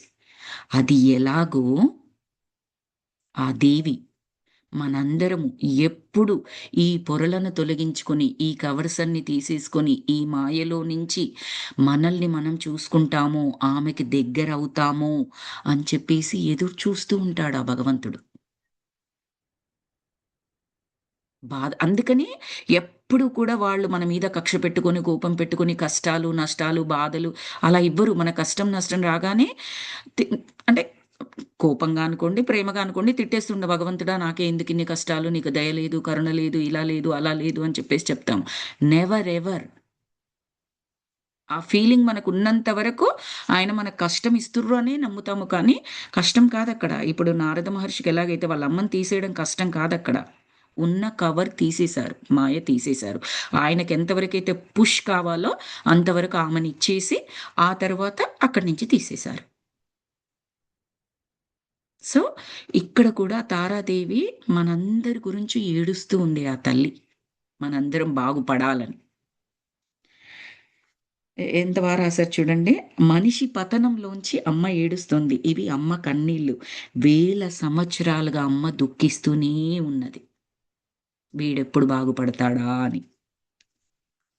టిబెట్‌లో లామా లాంట్సే అనే సరస్సు ఉన్నది. ఆ సరస్సులోకి చూస్తే రాబోయే లామా రూపం కనిపిస్తుంది. కొత్త లామా ఎవరో అందులో తేల్చుకోవచ్చు. అవును, ఈ విషయం ఎక్కడో చదివిన గుర్తు. అలాంటిదే ఇది కూడా. ఇది ఒక మంత్రజలం. మనం కోరిన వారి బొమ్మలు ఇక్కడ కనిపిస్తాయి. నేను ఆసక్తిగా నీటిలోకి చూచాను. ఎవరైనా కనిపిస్తారేమోనని. దీపాల ప్రతిబింబం, విగ్రహం ప్రతిబింబం తప్ప నాకు ఏమీ కనిపించడం లేదు. ఇంకా లోతుగా చూడండి స్వామి. ఏకాగ్రత దృష్టితో చూడాలి. చూస్తూ ఓం మణి పద్మేహం అనే మంత్రం జపించాలి అని చెప్పారు లామా. అప్పుడు ఆ పని చేశాను. నీటి మీద మంచు దుప్పటి కప్పినట్లయింది. ఏవేవో బొమ్మలు కదలసాగాయి. అంతకుముందు ఉన్నాయి. ఈయన కనిపించలేదు. ఎందుకు కనిపించలేదు? జలం నిశ్చలంగానే ఉంది. గమనించండి, నిశ్చల జలం అని చెప్పారు. అది నిశ్చలంగానే ఉంది. అందులో బొమ్మలు కనిపిస్తాయన్నారు. బట్ ఈయనకు కనిపించలేదు. లామా గారు ఏకాగ్రతతో చూడమని చెప్పారు. అప్పుడు ఏకాగ్రతగా చూసినప్పుడు నీటి మీద మంచు దుప్పటి కప్పినట్లయింది. ఏవేవో బొమ్మలు కదలసాగాయి. మొదటి బొమ్మలో విశ్వం, ఖగోళం, గోళాలు, గ్రహాలు, నక్షత్రాలు. మరుక్షణంలో అది మాయమై స్క్రీన్ మీద నల్లని దట్టమైన మబ్బుల కదలిక. ఎర్రటి మేఘాలు భూగోళం పైన అక్కడక్కడ కనిపించాయి. అగ్నిపర్వతాలు బ్రద్దలై లావా ప్రవాహాలు. అక్కడక్కడ బంగారు రంగు మెరుపులు. చీకటి నేపథ్యంలో కాంతిగోళాలు, గాలులు, గీతలు, చుక్కలు. మొత్తం బొమ్మ వికృతంగా మారింది. నాకు భయం వేసింది. వికృతంగా అంటే అక్కడ భయంకరంగా అని కాదు. దాన్ని తట్టుకునే స్థితి మనకు లేదని అర్థం. జస్ట్ లైక్ మనందరికీ తెలిసిందే, భగవద్గీతలో శ్రీకృష్ణుడు విశ్వదర్శనం చేయిస్తారు అర్జునునికి. అంతవరదాకా చిన్నప్పటి నుండి అర్జున్‌ని స్నేహితునిగానే తెలుసు. ప్రతి నిమిషం ఆడుకున్నవారే, పాడుకున్నవారే, అన్నీ మాట్లాడుకున్నవారే. యుద్ధానికి కూడా శ్రీకృష్ణుడితో పాటే వచ్చాడు. ఎప్పుడు ఆయన్ని చూసి భయపడింది లేదు. విశ్వరూప దర్శనం చేయించినప్పుడు మనందరికీ ఆ శ్లోకం కూడా తెలుసు. నాకు చాలా భయమేస్తుంది నీ దర్శనం చూసి, ఇన్ని పాములు, ఇంత ఇది, అంత అది. ఓకే అండి రత్న గారు. సో, అని చెప్పేసి థ్యాంక్ యూ అండి. ఆహ్, చెప్పేసి భయపడతాడు. నీ విశ్వరూప దర్శనం అది విరమించుకొని నార్మల్‌గా మారిపో కృష్ణ అని చెప్పేసి అంటాడు చూడండి. అక్కడ అది వికృత రూపం అని కాదు. అంత ఎనర్జీని మనం తీసుకోలేము. Impossible. Even for Arjuna. Always కృష్ణతో ఉండే అర్జున, ఆ ఎనర్జీస్‌తో ఉండే అర్జున కూడా. సో, మన లామాకు కూడా ఇంచుమించుగా అవన్నీ కనిపించాయి కాబట్టి తట్టుకోలేకపోయాడనమాట ఆయన. భయపడ్డాడు. భయపడకు స్వామి, అవి అన్నీ మన మనుషుల భావ విస్ఫోటనాలు. మన భావాలవన్నీ కూడా. అంటే అక్కడ కనిపించిన బొమ్మలన్నీ భావాలని కాదు. మనలోని భావాలు మనం తెలుసుకుంటే మనమెవరమో అంటే మన నిజ క్యారెక్టర్ ఏంటో మనం తెలుసుకుంటే అలాగే అనిపిస్తుంది. నాలో ఎంత కోపముందో, నాలో ఎంత అసూయ ఉందో, ఎంత అహంకారం ఉందో నాకు నిజంగా తెలుసుకున్నప్పుడు నా మీద నాకే చిరాకేస్తది. నేనిలాంటిదాన్నా? పైకి మాత్రం ఇలా క్లాసులు చెప్తున్నాను, ఇవన్నీ చేస్తున్నాను. నాలో ఇంత కుళ్ళు ఉందా? ఇంత అసూయ ఉందా? అనిపిస్తుంది కదా! అలాగే అలా కూడా అర్థం చేసుకోవచ్చు. అవన్నీ మన భావ విస్ఫోటనాలు, భావ వికారాలు. మన వాళ్ళు ఎంత చెత్త చెత్తగా ఆలోచించగలరో చూడండి. Absolutely master. మనమేమి భయపడం కూడా. మన ధ్యాన ఎక్స్‌పీరియన్సెస్‌లో వింటూ ఉంటాము. నేనొకప్పుడు ఇలా ఉండేదాన్నండి. ఎంత కోపమో నాకు, ఎంత అరిచేదాన్నో, ప్రతి దానికి విసుక్కునేదాన్ని అని మనం ఎంత హాయిగా చెప్తాము ధ్యాన ఎక్స్‌పీరియన్స్‌లో కొన్ని వందల, వేల మంది వింటూ ఉండగా కూడా ఆ ముక్క చెబుతాము. అంతకుముందు చెప్పగలమా? అసలు నాకు కోపమే లేదు. శాంతమూర్తిని అన్నట్టుగా మనని మనం బయట ప్రపంచానికి అలా చూపించడానికే మనం ఇష్టపడుతూ ఉంటాము.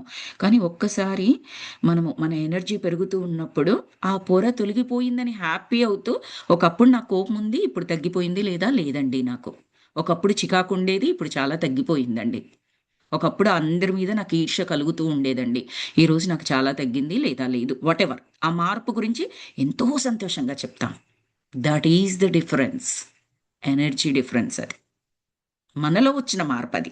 సో, అలా కూడా అది మనకు చెప్పడానికి ఇది చూపించారనమాట లామా మాస్టర్ ఆ నైటిలో మన శార్వరి గారికి. సో, ఎంత చెత్త చెత్తగా ఆలోచించగలరో చూడండి. అంతా నెగెటివ్ థింకింగ్. ప్రతికూల భావ స్పందనలు. ఆ స్పందనలే మేఘాలుగా, విషగాలులై భూమి చుట్టూ వ్యాపించాయి. Absolutely masters. మన ప్రతి ఆలోచన కూడా ఒక ఎనర్జీ. ఎంత నెగెటివ్ థింకింగ్ చేస్తే అంత నెగెటివ్ ఎనర్జీని మనం బయటికి పంపించినట్లు. అదే మళ్ళీ తిరిగి పీలుస్తాము. చెట్లన్నీ కొట్టేస్తే ఏమవుతుంది? ఎండగా ఉంటుంది. ఆ ఎండ నుంచి ఇంక మనకన్ని దుష్పరిణామాలన్నీ కూడా తెలుసు మనకి. అదే విధంగా ఒక ఆలోచన అనేది ఒక విత్తనం అనుకున్నట్లయితే, ఆ ఆలోచనలను ఇంకా రిలీజ్ చేస్తా పోతా ఉంటే, ఆ నెగటివిటీ దానికి తట్టుకోలేదనమాట అమ్మ. ఏమని చెప్పారు? ఆ స్పందనలే మేఘాలుగా విషగాలులై భూమి చుట్టూ వ్యాపించాయి. మనుషుల్లో స్వార్థం, ద్వేషం కలగలిపిన జీమూతాలివి. అవి ఇంకా పెరిగితే భూమిని మింగేస్తాయి. ఇప్పటికే భూగోళం సగం కలుషితమైపోయింది. మిగిలిన సగం కాలరక్కసి నోట చిక్కితే మనిషన్నవాడు భూగోళం మీద మిగలకపోవచ్చు. అంతా అరిష్టం, అంతా ప్రళయం. మనుషుల దురాలోచనల వల్ల భూగోళం జబ్బుపడ్డది. మనిషి ఆలోచన సక్రమంగా, ఆరోగ్యప్రదంగా లేదు. మంచిగా ఆలోచించేవారు తక్కువగా కనిపిస్తున్నారు. చూడు, తలలు విదుల్చుకున్న విషనాగులెన్నో. ఈ భూమి ఇంత విషాన్ని ఎట్లా భరిస్తోంది? ఇంత దుర్మార్గాన్ని ఎలా సహిస్తోంది? ఈ లోకంలో మనం బ్రతుకుతున్నందుకు సిగ్గుగాను, భయంగాను ఉంది. ఎగ్జాక్ట్‌లీ. ఏం మార్చుకోమంటున్నారు మనల్ని? జస్ట్ ఆలోచన. ఓ నెగెటివ్ థింకింగ్ వచ్చింది. వస్తూనే ఒద్దు. నాకు పాజిటివ్ థింకింగ్ కావాలి. నేను పాజిటివ్‌గా ఆలోచించాలి. అతనెవరో నా ముందర ఎదిగిపోతున్నాడు. నాకు అసూయ అనేది కలిగింది. No, no. అతను ఏదైతే చేశాడో అతని ఎనర్జీ పెరిగిపోతా ఉంది. ఎదిగిపోతా ఉన్నాడు. అది నేను తెలుసుకొని నేను కూడా చేయొచ్చు అన్న భావన, ఆ పాజిటివ్ థింకింగ్ రావాలి తప్పిస్తే వాడు ఎదగొద్దు, వాడికి నష్టం రావాలి, వాడికి కష్టం కావాలి ఇలా కాదు. నెగెటివ్ థింకింగ్ అది. నేను కూడా ఎదగాలి. నేను ఎదిగినప్పుడు నాతో పాటు ఇంకా కొంతమందిని ఎదగడానికి నేను సహాయపడాలి. మనం ధ్యానంలో చేస్తున్నదంతా అదే. ధ్యానం నేర్చుకున్న తర్వాత పత్రిజీ గారు మీకేది తెలిస్తే అది చెప్పండి అని ఎందుకు చెబుతున్నారు అంటే, అది అలా ఒక సాలె గూడులాగా విస్తరించాలన్నమాట. ఒక వెబ్ లాగా విస్తరించాలి ప్రతి ఒక్కరి నుంచి మరికొంతమందికి. అందుకే మనకెంత చేతనైతే అంత. ఎంత కుదిరితే అంత. చేయడం అనేది కరెక్ట్‌గా ఉంటుందన్నమాట. అట్లా లామాగారు బాధ వ్యక్తం చేస్తూ ఉండగా నీలం కిరణాలు పసుపు రంగులోకి మారసాగాయి. తర్వాత గులాబీ రంగు సంతరించుకొని నెమ్మదిగా ఒక చిత్ర వర్ణమాలిక తయారైంది. ఏమిటా రంగుల వలలు మహాశయ అని అడిగాను ఉత్సుకతతో. అవి మీ వంటి మహాత్ముల భావతరంగాలు స్వామీ. ఏంటి? ఈయన లాంటి మహాత్ముల భావతరంగాలు. ఈయన మహాత్ముడు కాబట్టి వాళ్ళు పిలిచారు ఇక్కడికి. మాస్టర్స్ పిలిచారు. లేకపోతే పిలిచేవారు కాదు. కాకపోతే ఏ లేయర్స్ ఉన్నాయో అవి కొన్ని కొన్ని లేయర్స్ ఉన్నాయి కదా! అవి తీసేయడం అనమాట. అంతే ఏమీ లేదు. బికాస్ ఈయనకు పుస్తకాలు చదివే అలవాటుంది. ఆధ్యాత్మికత ఎక్కువగా అల్లరి చిల్లరగా మాట్లాడడం కానీ, నలుగురితో అవంతా నచ్చదు అని మనకి ఇంతకు ముందే చెప్పారు. అవన్నీ మంచి అలవాట్లు. పొద్దున్నే లేయిస్తాడు. అది కూడా మనకు తెలుసు. అన్నీ ఉన్నాయి కానీ ఇంకా చిన్న చిన్న లేయర్స్ 1, 2 అడ్డుగోడలున్నాయి. వాటిని తీసేస్తే ప్యూర్ అయిపోతాడనమాట. అందుకే ఈయన్ని పిలిపించారు. అర్హుడు కాబట్టే. సో, ఈ గులాబీ రంగు సంతరించుకొని చిత్రవర్ణమాలిక తయారైంది. గులాబీ రంగంటే చాలా అందంగా ఉంటది. వర్ణమాలిక అన్నారు. రంగుల మాలిక. ఎంత బావుంటుందండి అది. రైట్? ఇంతకుముందేమో నల్లటి మబ్బులు అలా అంటే భయంకరంగా ఉండేలాగా చెప్పారు. ఇప్పుడు ఈ వర్ణమాలిక ఎందుకు తయారైందంటే, మీలాంటి మహాత్ముల భావ తరంగాలు స్వామి. ఆ ప్రస్తుత క్షణంలో శార్వరి గారు ఎంత గొప్పగా ఆలోచన చేసి ఉంటారో మనం అర్థం చేసుకోవచ్చిక్కడ. ఎలాంటి ఆలోచనలు ఆయనలో కదలాడుతూ ఉన్నాయో ఆ పర్టిక్యులర్ మొమెంట్‌లో అవి అక్కడ ఆ విధంగా కనిపించాయన్నమాట. అలాంటిది ఏదైనా ఫోటోగ్రఫీ మనకు గూడా ఉంటే బావుంటుంది కదండీ! మన ఆలోచనలని అది ఫోటో తీస్తే ఏ కలర్‌లో వచ్చాయో చూసుకుంటే నల్లటి మేఘాలు, దట్టమైన మేఘాలు అసలు అందులో ఇంకో వైట్ చుక్క అనేది ఉంటదో ఉండదో కూడా తెలీదు. సో చెప్పారనమాట. అంటే 2 చెప్పారిక్కడ మనకు. అటు నెగెటివ్ థింకింగ్, పాజిటివ్ థింకింగ్ 2 గురించి కూడా. అవును. ఒకటి నిజం. మా వల్ల అని కాదు, మనందరి వల్ల అని అను. మీరు వేరు, మేము వేరు కాదు. అందరము ఒక్కటే. అందరి తపోఫలం కలుస్తుంది. దుర్మార్గపు ఆలోచనలు అంటే నెగెటివ్ థింకింగ్ వల్ల చుట్టూ నల్ల మబ్బులు కమ్మాయి. అంటే సింబాలిక్‌గా చెప్పడం అన్నమాట. ఋషుల తపస్సు వల్ల కాంతి కిరణాలు దూసుకువచ్చి ఆ మేఘాలను చీల్చుతున్నాయి. అబ్బా! మనమందరము నెగెటివ్‌గా ఆలోచన చేస్తేనేమో నల్లటి దట్టమైన మబ్బుల్లాగా అది ఉన్నట్లయితే, వాటిని చీల్చుకు వచ్చే కాంతి కిరణాలు ఎక్కడి నుంచొస్తున్నాయి? ఋషులు చేసే తపస్సు వల్ల. అంటే దాని అర్థమేంటి? ఆ ఋషులు, ఆ మహాత్ములు లేకపోతే ఈ భూమాత ఎప్పుడో ఇంకంతే లయమైపోయేది. మనమందరం లయమైపోయేవాళ్ళం. తట్టుకోలేకపోయేది. ఒక 90-95% ఈ నెగెటివ్ థింకింగ్‌ని ఒక 5-10% ఆఫ్ మహర్షులు, మహాత్ములు, యోగులు, ఋషులు చేసే తపస్సు వల్ల బ్యాలెన్స్ అవుతుందిక్కడ. ప్రతి ఒక్క ఇంటిని తీసుకున్న అంతే మాస్టర్స్. ప్రతి ఇంట్లో అందరూ కూడా నెగెటివ్ ఆలోచనలు చేసేవారే ఉండరు. అందులో ఏ ఒక్కరో తల్లో, తండ్రో, పిల్లోడో, అత్తో, మామో, తల్లో, తండ్రో, అన్నో, తమ్ముడో ఎవరో ఒకరుంటారు. Positive thinking. వాళ్ళ వల్ల మిగతా వాళ్ళందరికీ ముప్పు రాకుండా ఉంటది. This is really true. వీళ్ళ ఎనర్జీస్ వాళ్ళందరిని కాపాడుతూ ఉంటాయి. కాబట్టి ఎప్పుడు కూడా నేను మాత్రమే చేస్తే ఏంటి ధ్యానం? ఏముంటుంది? మా ఆయన చేయకపోతే, నా పిల్లలు చేయకపోతే, మా అత్తగారు చేయకపోతే, మామగారు చేయకపోతే nothing like that. You start. It will change. లేకపోతే ఆ సఫరింగ్ మనకు కూడా అంటుకుంటుంది కదా! అట్‌లీస్ట్ మనం ఆ సఫరింగ్‌లో ఉండకూడదు అనుకున్నప్పుడు కనీసం మన కొరకు మనమైనా చేయాలి. దానివల్ల బెనిఫిట్ ఏమవుతుంది అంటే చుట్టూ ఉన్నదంతా కూడా మెల్లమెల్లగా మార్పొస్తుంది. వాళ్ళందరూ రక్షించబడతారు. ఆ పుణ్యం ఒకవేళ పుణ్యము అనుకుంటే ఆ పుణ్యమంతా మన ఖాతాలోకే వస్తుంది కదా! ఇప్పుడు ఆ తల్లి నారద మహర్షి తల్లి ఆ చిన్న బాబుని ఆ కొద్ది రోజులు వాళ్ళకి సేవ చేయించడం వల్ల అసలు ఏంటది? ఎక్కడ ఆ బాబు కొన్ని క్షణాల దర్శనం, ఎక్కడ నారద మహర్షి నిరంతరం ఆ విష్ణుమూర్తే నారాయణుడి వెనకాలే తిరుగుతూ ఉంటాడు. చిత్తం చిత్తం అన్న టైప్‌లో.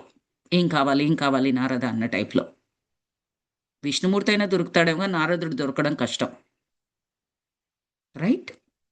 సో, ఎప్పుడు కూడా నేనొక్కదాన్ని చేస్తే ఎలాగా? అలా కాదు. You start. Do positive thinking. మన వల్ల జరుగుతుంది, బాగవుతుంది, వాళ్ళలో మార్పొస్తుంది. లేదా ఎలాంటి మార్పు మీరింట్లో రావాలనుకుంటున్నారో, ఇది నిజంగా అంటే నేను కూడా ఎక్స్‌పీరియన్స్ చేసిందనమాట మీకు చెప్పేది.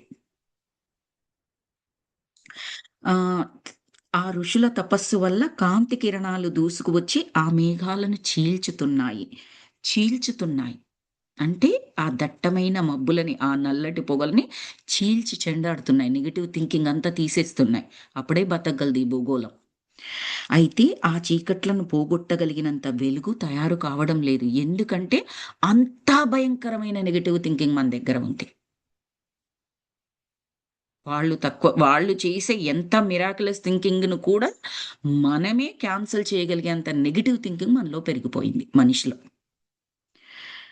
అయి కొద్దిమంది తపోశక్తి చాలడం లేదు. వాళ్ళు కొద్దిమంది అయిపోయారు. ఎంత మిరాకులస్ ఎనర్జీ ఉన్నా మన యొక్క నెగెటివ్ ఎనర్జీని తట్టుకోలేనంత భయంకరంగా మన నెగెటివ్ ఎనర్జీ ఉంది అని చెప్పినట్లు. అంత భయంకరంగా తయారవుతున్నాడు మనిషి ఆలోచన అన్నట్టుగా అర్థం చేసుకోవాలి. జనంలో పాజిటివ్ థింకింగ్ చాలా పెరగాలి. లోకంలో మంచివారి సంఖ్య తగ్గి చెడ్డవారి సంఖ్య పెరుగుతోంది. చెడ్డవారు, మంచివారు అంటే ఇక్కడ ఆలోచన విధానం మాస్టర్స్.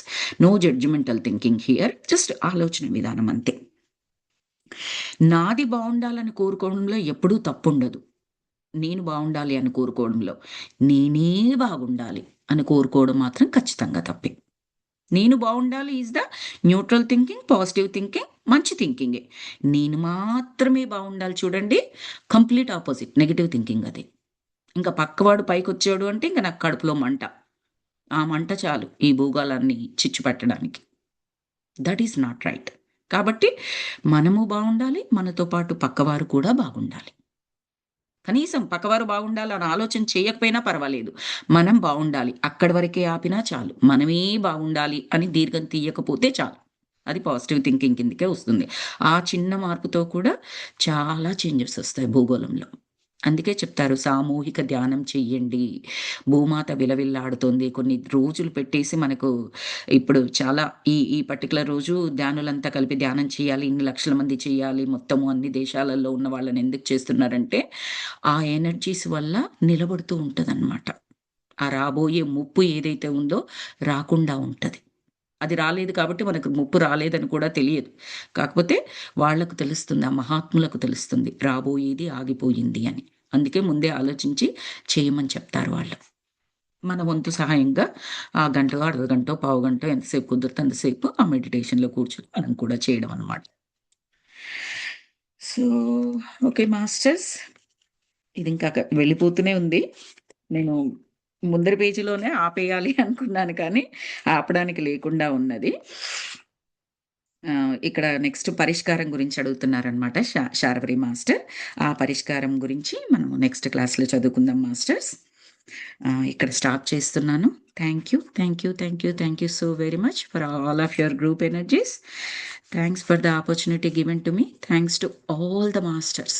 మనకు మన వెనక ఉండి మనల్ని ముందుకు నడిపిస్తున్న అందరూ మాస్టర్స్ కూడా పేరు పేరున ధన్యవాదాలు తెలియజేసుకుందాం. శార్వరి మాస్టర్‌కి, తారాదేవికి, లామాలందరికీ కూడా ధన్యవాదాలు తెలియజేసుకుందాం masters. Let me stop the recording.